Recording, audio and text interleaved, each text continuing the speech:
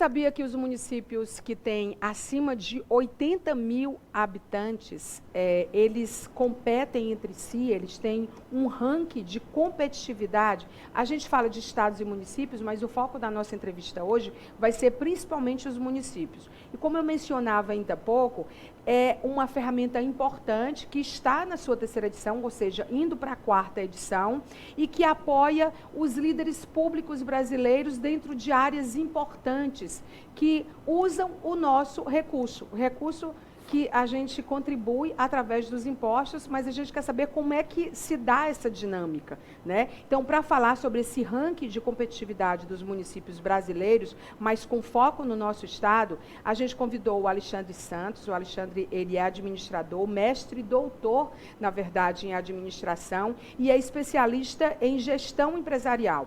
Ele é diretor administrativo, a experiência dele passa pela direção administrativa e também pró-reitoria da administração da Universidade Federal do Piauí. É professor, pesquisador de programas de graduação dentro da área de administração pública, na área de gestão também orçamentária, finanças públicas, governança, desempenho, inovação.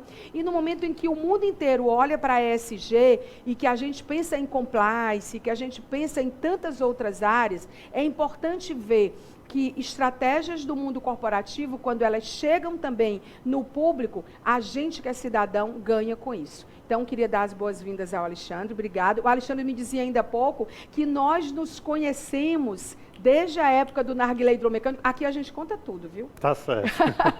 O Alexandre é irmão do Júnior do narguilé, a gente estava até matando as saudades aqui. Para você que mora em outro estado, Narguilé Hidromecânico é uma banda que fez parte, né, da história da música, na música de qualidade de Teresina, onde está a sede da Rede Meio Norte, e é bom encontrar pessoas que a gente não vê há bastante tempo e falando sobre assuntos tão importantes, Alexandre.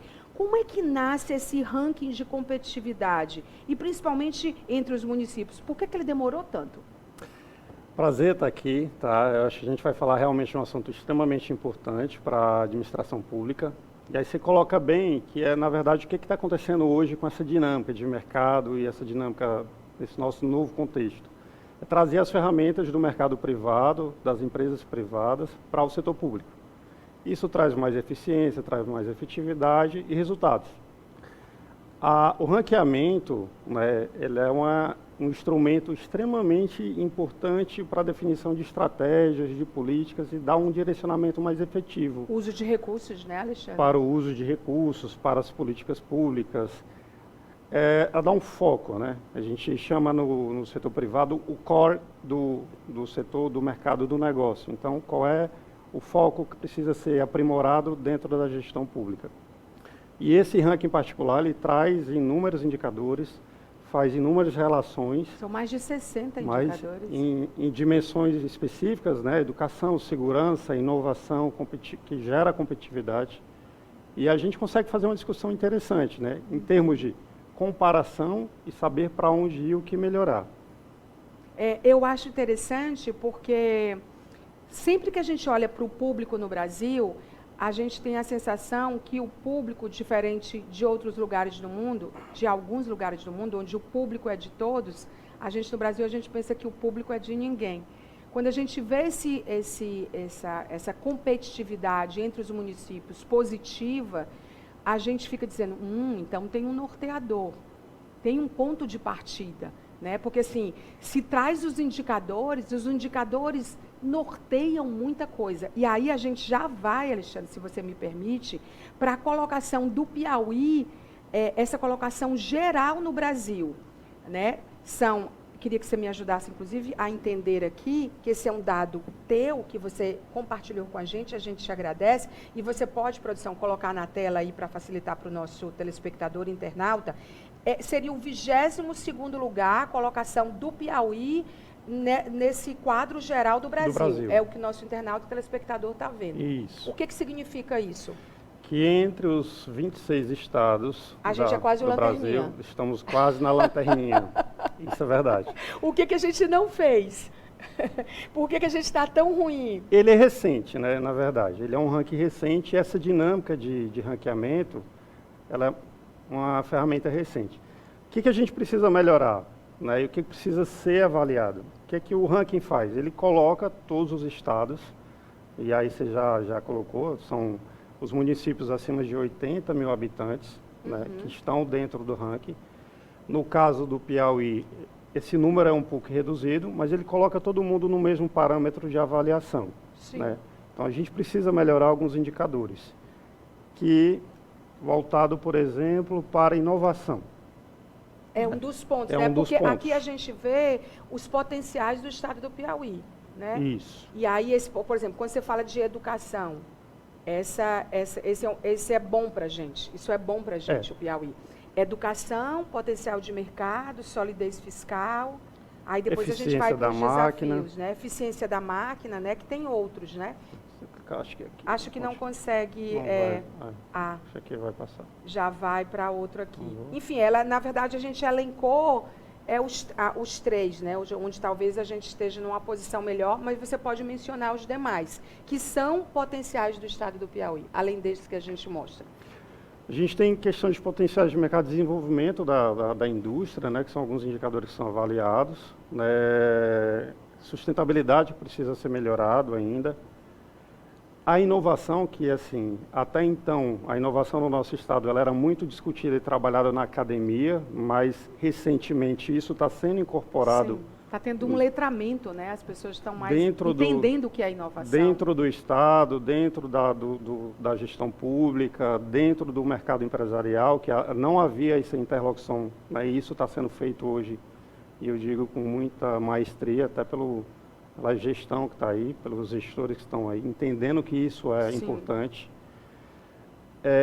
Educação é um ponto, parece que importante aqui, né? Mas aí na educação ela tem uma setinha para baixo. E que significa isso? Que a gente perdeu uma posição, caiu uma posição em relação ao ranking anterior. Né? Então, caímos. E aí o ranking permite a gente avaliar ponto a ponto o que foi que piorou ou o que foi que melhorou dentro. Você consegue ter essa informação para a gente? Porque eu pergunto se você consegue, porque eu sei que são muitos dados. Porque, particularmente no caso da educação, nos interessa. Por que a gente deu uma caída? Porque a educação, a gente sempre foi forte em educação, né? Quando se trata de Brasil. O que aconteceu que a gente caiu? No geral, são índices de formação.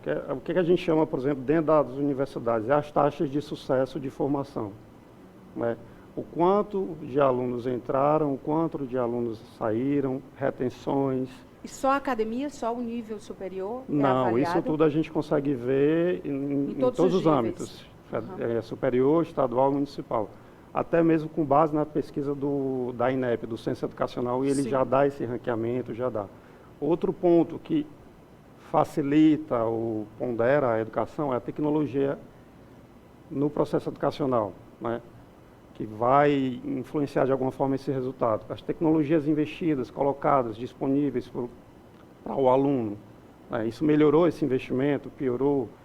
Isso é importante porque, assim, ele é um diagnóstico, mas vocês compartilham com quem?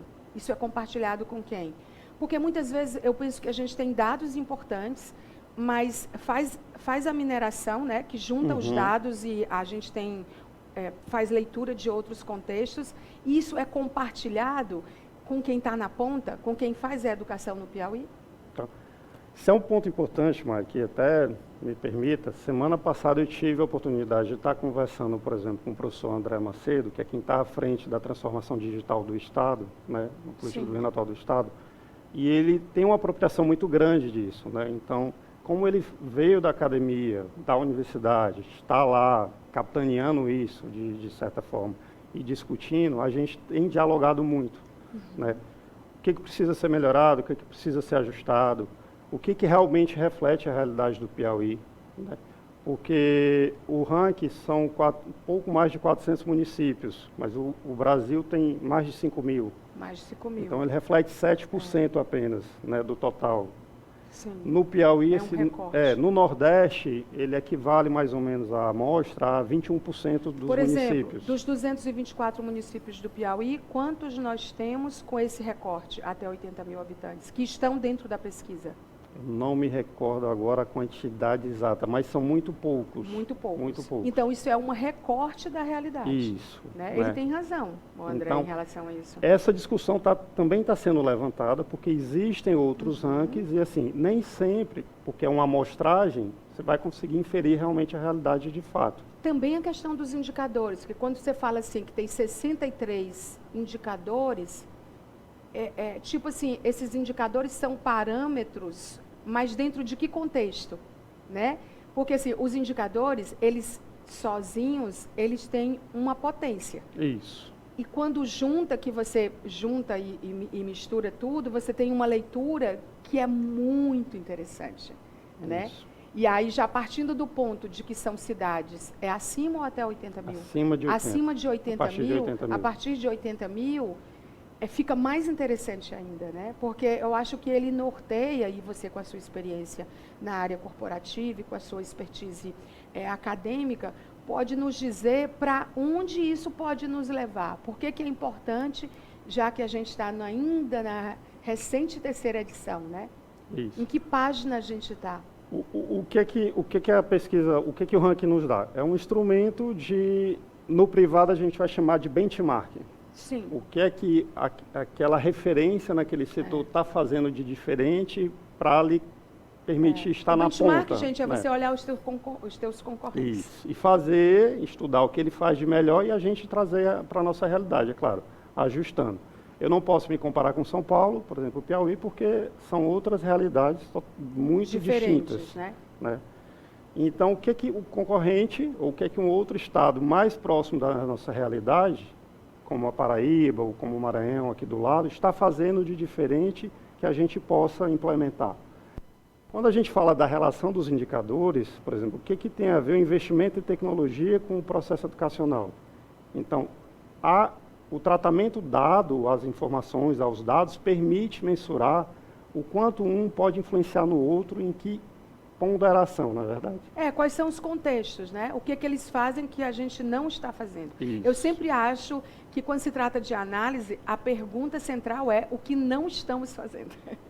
Porque o que a gente está fazendo, a gente tem a clareza do cenário com os dados, né? Uhum. Mas o que a gente não está fazendo, que aí entra o comparativo. Isso. Né? E no caso particular do Piauí, quando você vê aqui que o potencial do Estado elencado com essa foto que eu tenho aqui, que eu sei que tem mais, potencial de mercado, educação, solidez fiscal, é muito bom. Você pode pegar seu celular e ficar à vontade para nos ajudar. Aí você vê os desafios do Estado. Por exemplo, no caso de cima, educação é inegociável para o Estado do Piauí. Isso. Porque é uma marca nacional.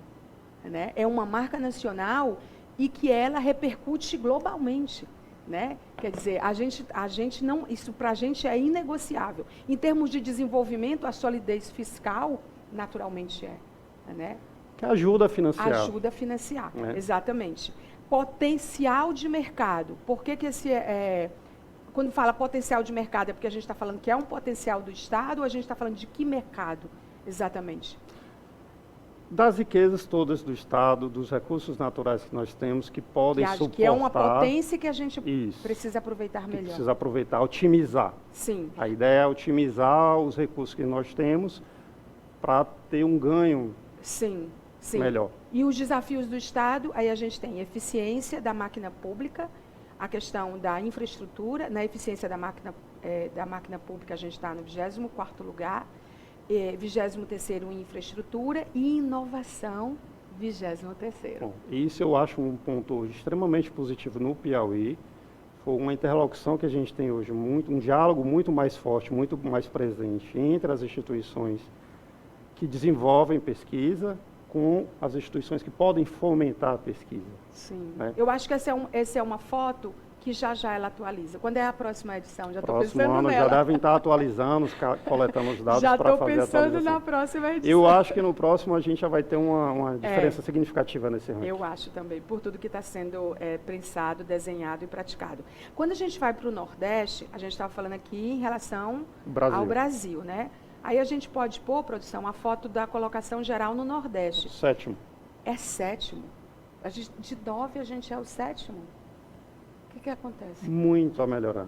Eu acho, como a gente falei no início, eu acho que a gente não tinha ainda incorporado essa cultura de desenvolvimento, de eficiência, de inovação, de fazer interlocução, dialogar com a sociedade de maneira geral. Eu acho que faltava isso um pouco dessa dinâmica.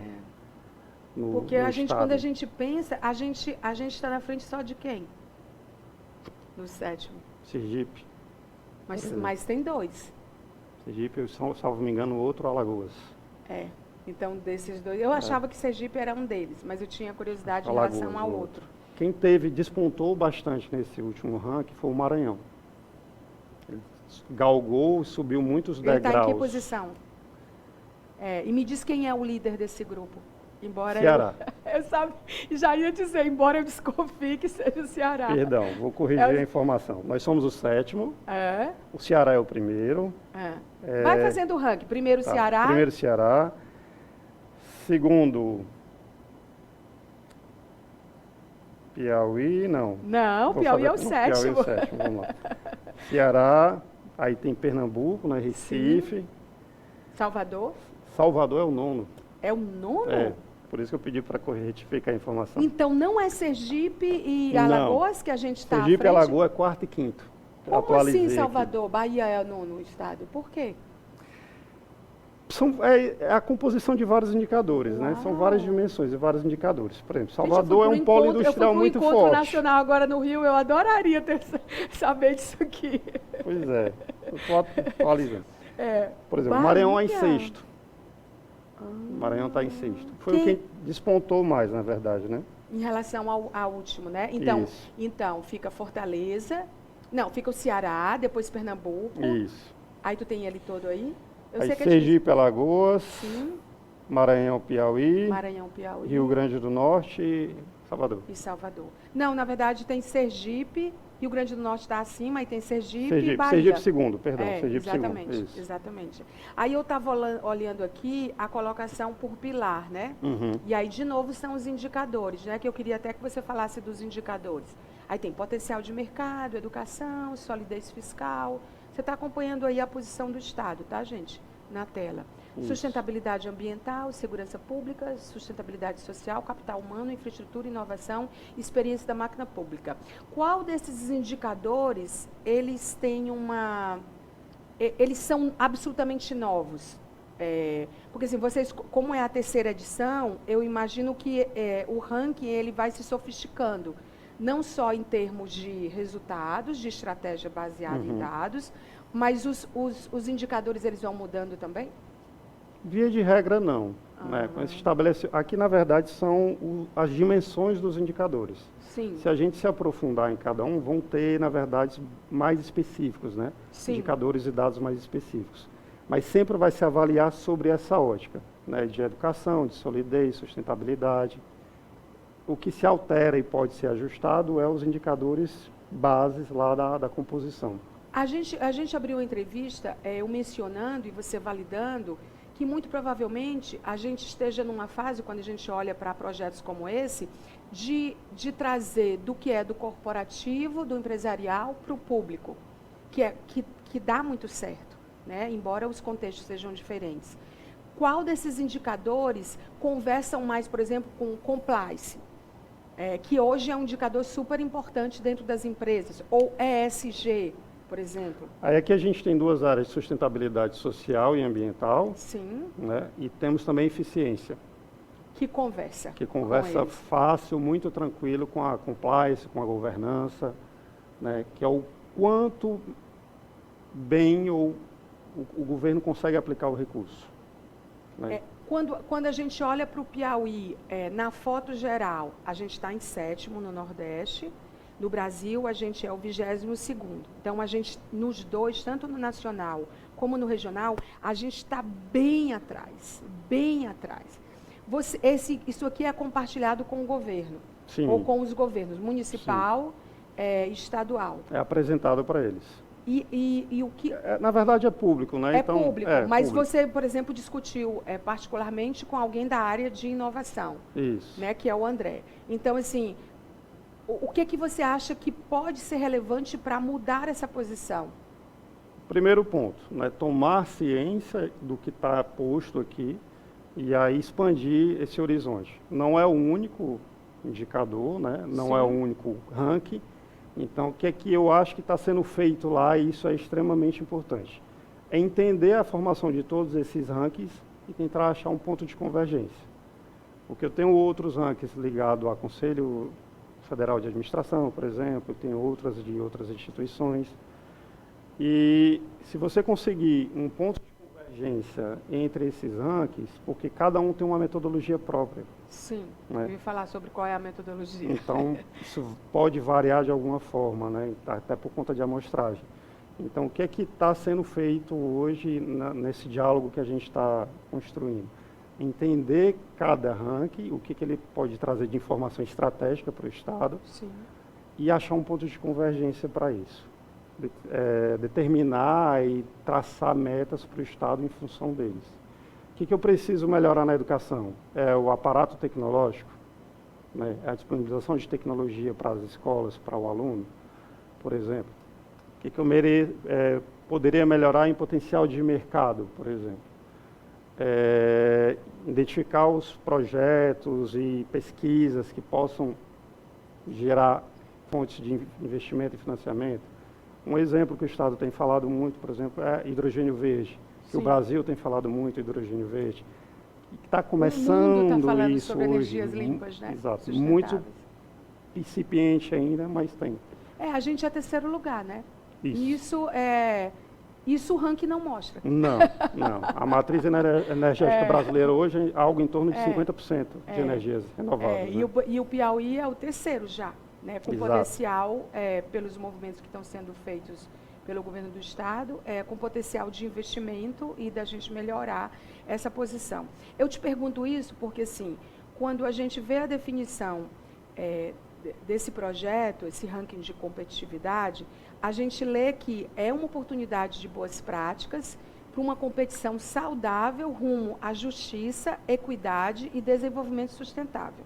São páginas diferentes que conectam a outras páginas de desenvolvimento.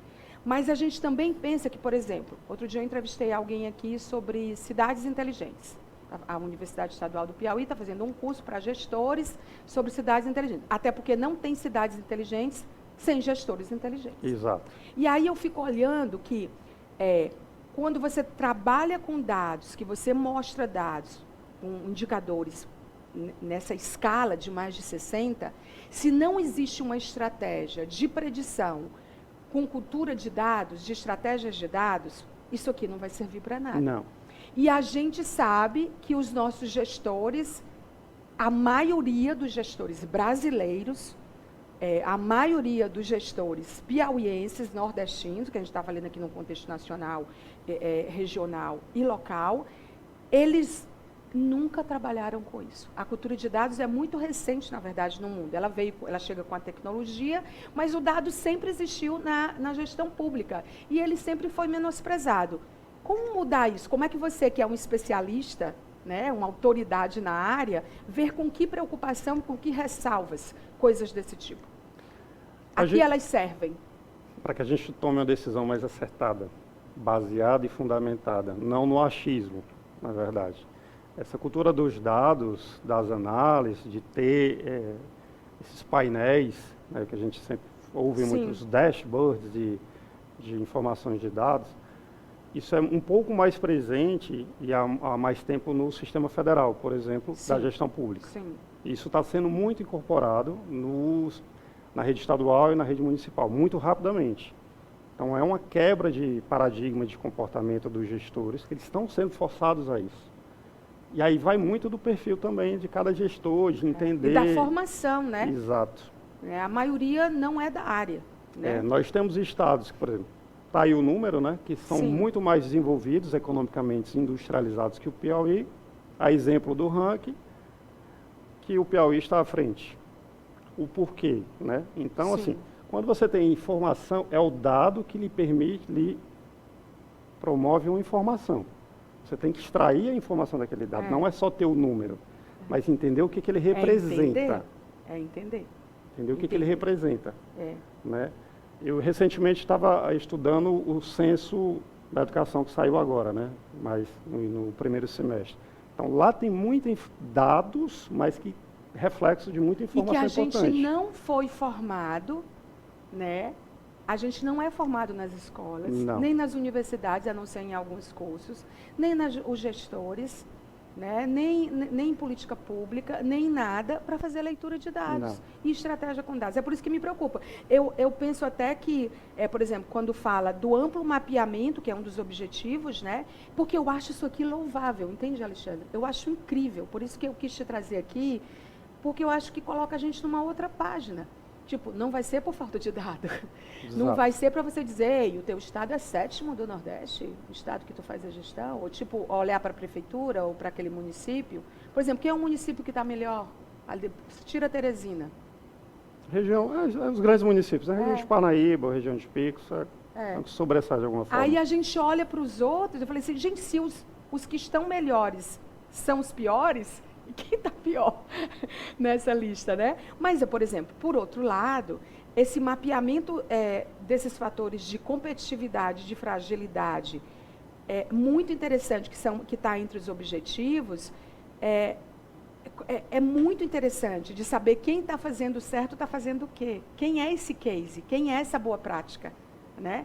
E eu acho que, talvez, por estar da terceira edição, ao próprio ranking, talvez falte, eu não sei, você vai me dizer, mas eu penso que a comunicação disso, fazer esses ecossistemas conversarem, entende, Alexandre? Trabalharem juntos.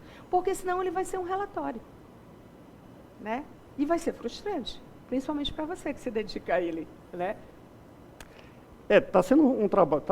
Está se fazendo um trabalho muito interessante agora exatamente nisso, de divulgação, de compartilhamento dessas informações para que haja uma discussão, né, entre os gestores deste ranking, de outros rankings, de outras metodologias de fora, né, que também são importantes, que podem contribuir. Para dar uma visão sistêmica. Para dar uma visão mais sistêmica, uma visão mais assertiva do que pode ser feito e pode resultados. Aí aqui tem, e eu vou mencionar, né, para as pessoas entenderem melhor, as propostas prioritárias do ranking de competitividade dos municípios. Avaliação de administração pública, incentivo para os líderes públicos, promoção de boas práticas, que eu acabei de mencionar, diagnosticar e eleger prioridades, que para mim é a mais importante, diante de tanta precariedade, escassez, né? Porque a inovação, ela precisa dessa leitura, né? Ela precisa dessa leitura para saber onde é que a gente está pior, por que a gente está pior, para responder essas perguntas que são difíceis, não é, Alexandre? Isso. Vamos dar um exemplo prático. Por favor. Né? Qual é o instrumento de planejamento orçamentário de políticas públicas do Estado? As leis, né? Sim. Planos plurianuais, leis de diretrizes orçamentárias e as leis orçamentárias. Plano diretor. Se eu tenho conhecimento dos rankings, das deficiências, e faço a determinação, o planejamento, estabeleço as minhas prioridades, eu tenho uma ferramenta, um instrumento que vai me dar uma informação. Qual política pública, né, deve ser realmente prioritária nisso? O planejamento popular orçamentário participativo, implementado no nosso estado e em alguns outros estados. Você pode convergir o que a população está demandando com as informações que eu tenho efetivamente. Realmente é isso que a população demanda? É realmente as fragilidades do Estado? Então, isso é um trabalho de análise, de discussão, de diálogo. Super importante. Como é que você foi parar aí? Por que você se interessou por isso? Eu já estudo essa parte de ranqueamento, desempenho de indicadores há um bom tempo, mais voltado para as universidades públicas, né? Então, sempre gostei disso, fui para essa área de finanças. E aí, de repente, emergiu os ranqueamentos dos estados e municípios, esse e outros. Aí eu comecei a pesquisar um pouco, discutir um pouco sobre isso e conversar. Muito interessante. E o ranqueamento, ele com que recursos essas pesquisas são realizadas? Ele é um recurso público? Ele é de universidade? Como é que ele acontece na prática? Como é que essas pesquisas são feitas? Via de regra, são instituições não governamentais, né, de alguma forma, seja no âmbito do ensino, seja no âmbito como este aqui, são instituições não governamentais. Para garantir a independência dos dados, a lisura, a transparência, a imparcialidade dos dados. E aí são iniciativas de organizações que querem promover, querem desenvolver, querem ajudar de alguma forma São a muitas? gestão. Temos algumas. Quais as que você setores. elencaria que são grandes hoje e relevantes? E que estão fazendo história? Hoje nós temos esta, né, que está mais em voga, mais destaque. Sim. Nós temos algumas ligadas a conselhos de classe, como o Conselho Federal de Administração, Gestão Municipal e Eficiência, temos esse também, que é muito importante. Temos algumas metodologias do MIT, Sim. nesse sentido, que avaliam, que ranqueiam. Temos da própria ONU, né, a Organização das Nações Unidas. O Brasil hoje, por exemplo, está na posição 54ª em termos de inovação no mundo, né? E aí ele ranqueia, setoriza depois por áreas. Né? Institutos como o IPEA, Ipsos, que eu sei que é privado, eles também colaboram com isso? Porque em alguns estudos, porque sim. os relatórios, os reports deles são muito potentes, né? Em alguns estudos, sim. Aí a gente tem também alguns indicadores e relatórios e ranqueamentos, por exemplo, o INEP, que faz trabalhos maravilhosos em relação ao recenseamento e educação. Bom. A gente tem que extrair isso e trabalhar de tudo. São N fontes que a gente precisa convergir e analisar. É muita informação. Bacana. Isso é muito bacana. IBGE, que saiu recentemente agora, né, o Censo do Brasil. E se você, tipo, a gente está sendo visto por uma escola, ou uma empresa, ou uma instituição, ou um gestor público, que tem interesse de uma apresentação disso, você faz? Ou vocês têm pessoas que fazem? Onde eles acessam? Onde estão essas informações? Fiz várias perguntas. A gente trabalha, a gente discute, a gente gosta de dialogar com a sociedade de maneira geral em relação a isso. Né? Então... Porque eu acho que, tipo assim, eu vejo isso aqui sendo apresentado em vários lugares, entende? Assim, eu acho que é importante não só apresentar os próprios gestores, mas apresentar a pessoas que têm interesse que deem certo. A nós, a gente que é cidadão. Né? Essas organizações... As organizações não governamentais, não só no nível dos institutos, das iniciativas que você citou, que colaboram para esse tipo de documento, mas de pessoas que vão se informar melhor, entende? Onde que a gente encontra esse relatório completo? Na internet. Na internet. Eles são Digitando de livre acesso. Só bota... Nesse caso, o específico que a gente está discutindo hoje é o CLP, né? É um org, clt.org, ele vai estar lá. Você vai fazer um cadastramento mínimo de acesso, o e-mail, login. Põe na tela para a gente, tá, produção, por favor, que ele está citando como que as pessoas acessam. Porque aí é importante você ter. E se você tiver interesse de uma apresentação ou de alguma coisa assim, acho que você tem que entrar lá e dizer que você tem interesse para saber se isso é possível de ser feito. Porque eu acho que isso aqui precisa ser compartilhado. Pode pesquisar também lá no buscador, rankings de competitividade do Estado. Aí vai aparecer outras opções também interessantes. Vão aparecer outras opções. Muito legal. Alexandre, muito obrigada pela entrevista. Prazer. Parabéns pelo teu interesse como pesquisador, vindo de universidade, que a gente tanto respeita. Eu acho que a universidade brasileira está numa oportunidade única de ser demandada pela sociedade, pelos governos, pelas gestões, pelos cidadãos. Né? A gente foi muito tempo uma caixinha, né? E eu acho que a gente tem outros cases no mundo e no Brasil mesmo, de a gente respeitar e se valer do que vocês, cientistas, produzem, porque tem um valor inestimável, né? Porque é informação sem interferência política partidária, sem cor partidária, e que a gente precisa para a gente rodar. Gente, não existe mais um mundo aleatório. Ele existe, mas para aqueles que são desatentos ou desinformados. Então, assim, se na sua empresa, se você é um gestor público, se você é um gestor de escola, de universidade, de empresa, do que quer que seja, se você é gestor da sua própria vida, você precisa de dados, porque senão você vai ser só uma pessoa com opinião. E uma pessoa com opinião não está valendo mais nada em lugar nenhum.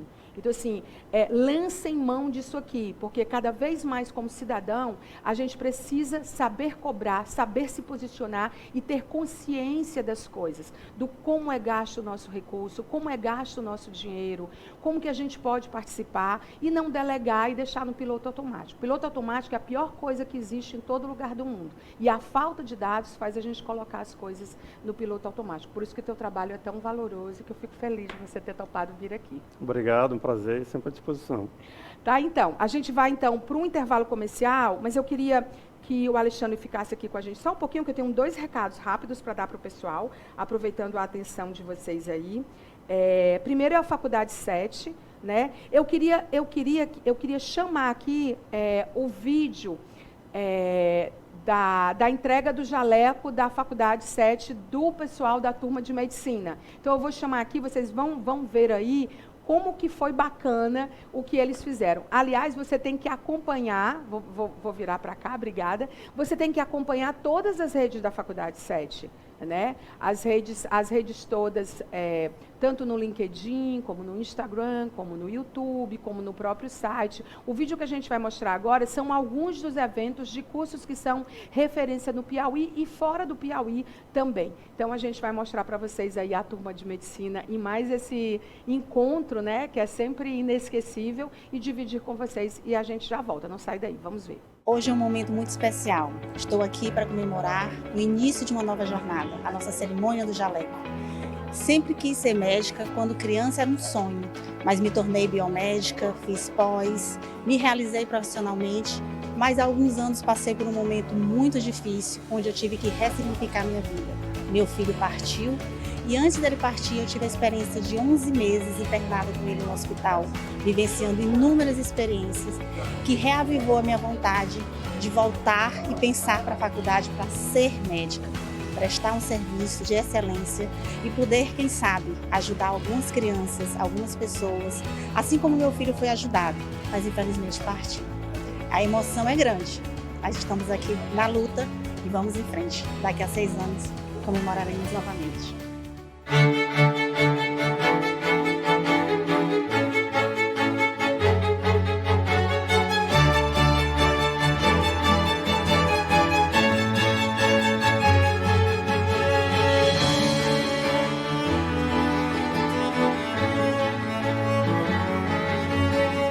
Ao vestir esse jaleco,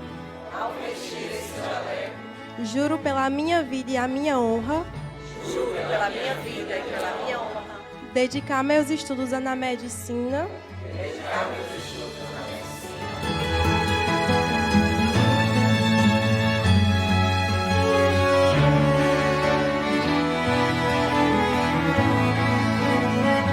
continue estudando, não perca as oportunidades. Construa a vida acadêmica pensando em que histórias vocês querem contar para seus filhos, que lembranças vocês querem ter. Façam as coisas com amor, respeito ao próximo e a si mesmo. Sejam muito bem-vindos ao time da Faculdade 7. Que Deus os abençoe e que os guie hoje e sempre.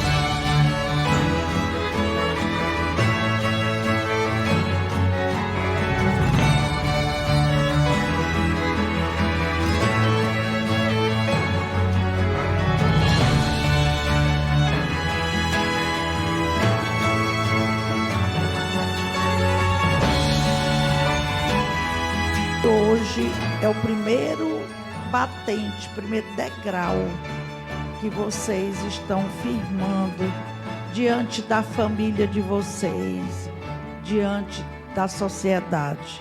Esse jaleco representa já o primeiro passo para que vocês sejam excelentes profissionais.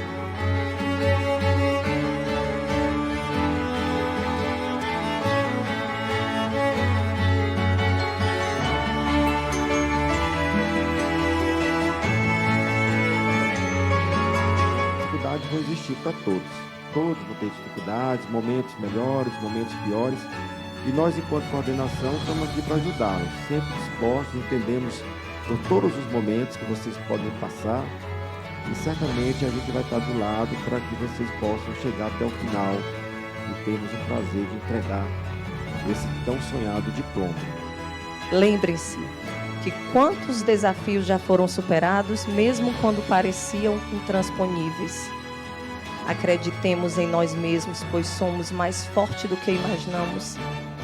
Deus determina que sejamos corajosos nas adversidades, pois é nas quedas que aprendemos a levantar com mais determinação.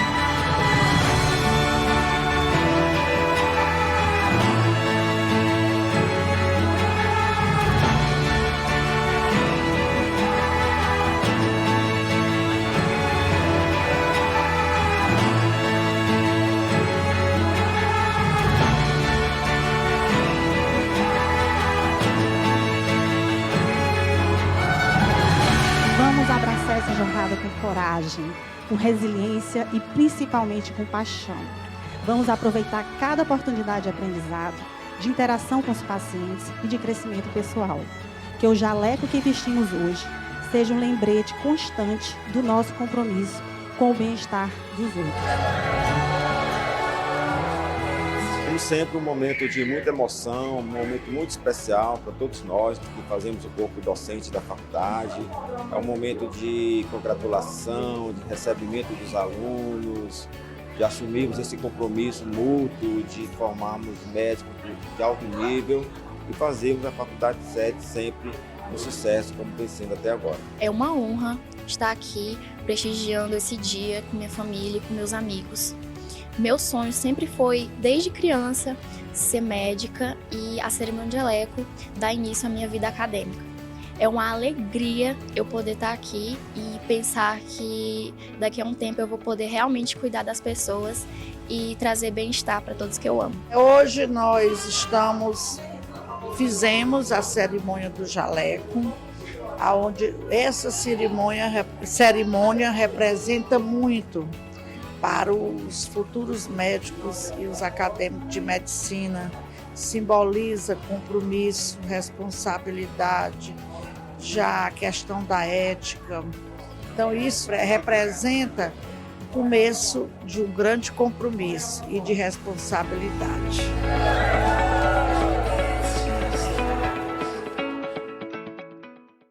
Bom, a gente vai para um breve intervalo comercial, daqui a pouco eu estou de volta e a gente ainda tem giro, dados que falam, né? Você sabe que eu sou a louca do dado. Eu gosto tanto de dado que eu criei um quadro no programa chamado Dados que Falam.